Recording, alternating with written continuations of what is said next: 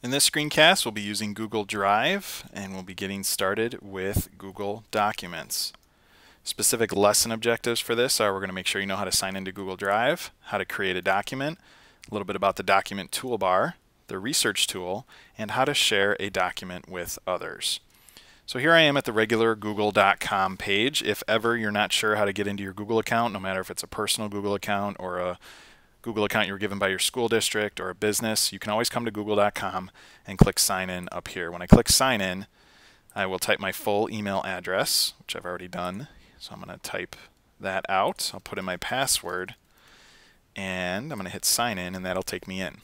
So google.com is kind of the one-stop shop place to go.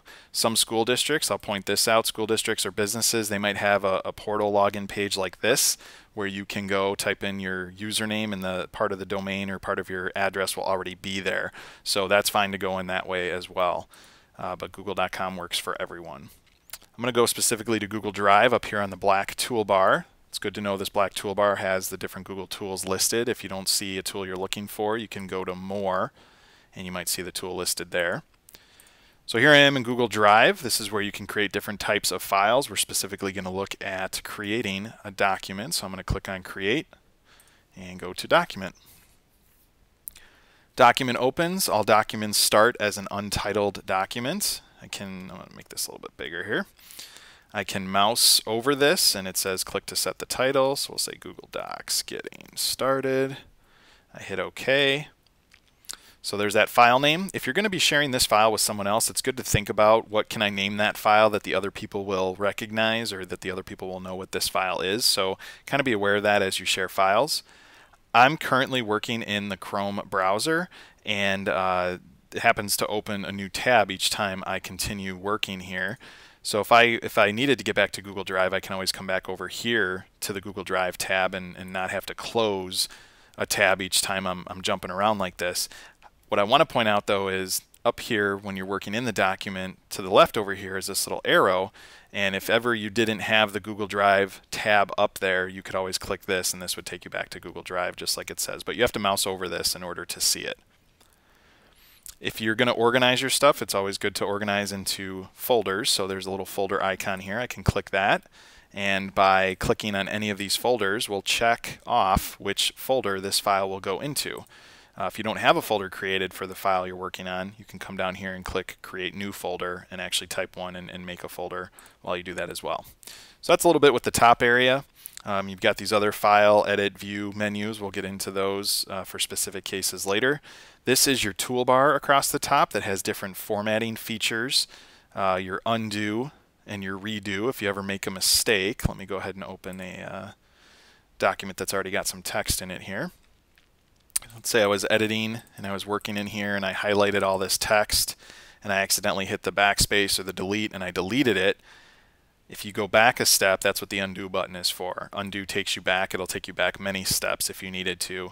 Redo would take you forward in those steps that you just completed as well if you needed to undo or redo. Those are what those buttons are.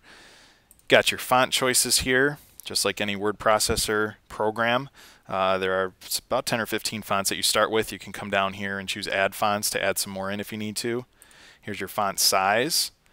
Your typical font choices here: bolding, italicizing, underlining, changing the font color, the text color, changing the background. So let's highlight some text here. If I wanted to highlight all this text yellow, linking up some text. If I needed to align my text to the left, which it currently is, centered, or to the right, different alignment choices there. This one's a good one, and this is a good one to show students too. A lot of times we expect that documents be written double spaced. So if I highlight my entire document, or if I highlight some text that I want to change the spacing of, that's what this little symbol's for here. I can choose 2 to do double spacing, and it automatically double spaces whatever I have selected. If I wanted to turn on numbering, that's what this button is for. If I wanted to turn on bullets, this allows me to decrease or increase my indents, these two buttons here. So if I wanted to move these in, that would allow that selected text to do that, or decrease would take it backwards. This button here, Clear Formatting, it's the T for text with the little X next to it. This is great to know if you copy and paste any text in from a website. Sometimes that text has some other formatting built in that gets all messed up when you bring it into a document. So when you click on this, it actually takes all the formatting out. So right now my current text that I've selected is highlighted yellow. Let's make it let's make it like 18 size font and make it some really wacky looking, fat looking font there. If I come and I click on clear formatting, it's going to set it back to just normal text, no formatting done to it, other than keeping the double spacing that I had set in there, which I can set that back myself. But this is good to know. It's a great way, especially if you copy text in from a website, to kind of clear out the formatting so you don't have any kind of weird glitches happen or weird spacing occur. This button hides the menus, so meaning this stuff up here above the toolbar. So if I hit that, it just gives me more space for the document to breathe. If I was projecting this on a projector, great use case for that. And you can click it again to bring the menus back. So that's a little bit with the toolbar. Specifically under Tools, this Tools menu, there is the Research tool. This is great for if you're typing a paper and you want to research at the same time. What this does is it adds over here kind of like a Google search bar. So if I was going to do a search for Abraham Lincoln. Right now it's doing a search of everything, so it gives me some pictures, give me some facts, some quotes by him. You can actually filter this using the little arrow here next to the G. So I could search Abraham Lincoln for everything. I could search Abraham Lincoln just for images. Scholar searches Google Scholar.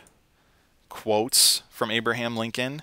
And I can actually mouse over these and insert these right into my document. So if I was going to, I'll do it in this document here. If I was going to place the cursor here, and if I wanted to bring in this quote, I can hit Insert, and it automatically adds that quote in. What's nice about this is it also adds a footer of where that quote came from at the bottom of that page. So same thing works with pictures and all of that as well. There's also a dictionary built in. So a great tool for writing, enhanced student writing, research while actually writing your paper.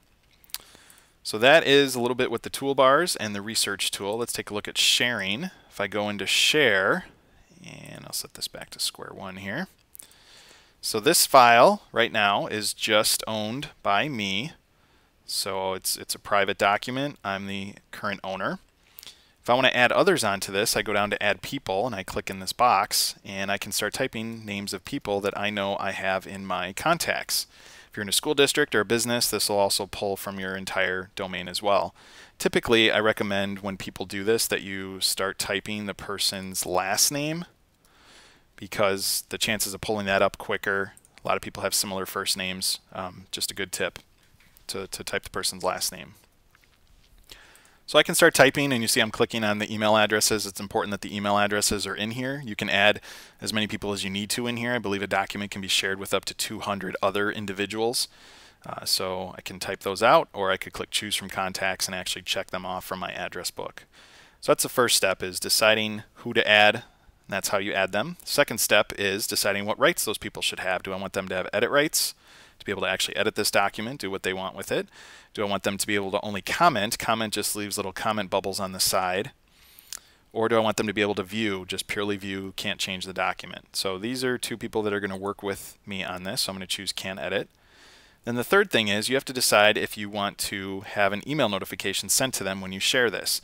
This is a great feature. This kind of kills two birds with one stone. I will leave this checked if I'm working on something and I want the email to go to the person. I might also click Add Message and type them a little message saying, hey, here's the file we're going to work in, and do that. If you're working in the same room with people, or especially with students, if I was having my students set up documents to share to me, I would tell them to uncheck this as the teacher, just so that I don't get 30 emails coming to me. I know those files are coming to me. I don't need an email from each individual student. So great example there to kind of introduce that when you introduce that to your students. I hit Share and Save. If you did skip sending an email, that's all this message says. The person still has shared the file. So now it says that those two people were added and they can both edit this document. So that is how to create a document, how to understand a little bit about the tools and the toolbar there, and how to also share that document to others. Thanks so much for watching.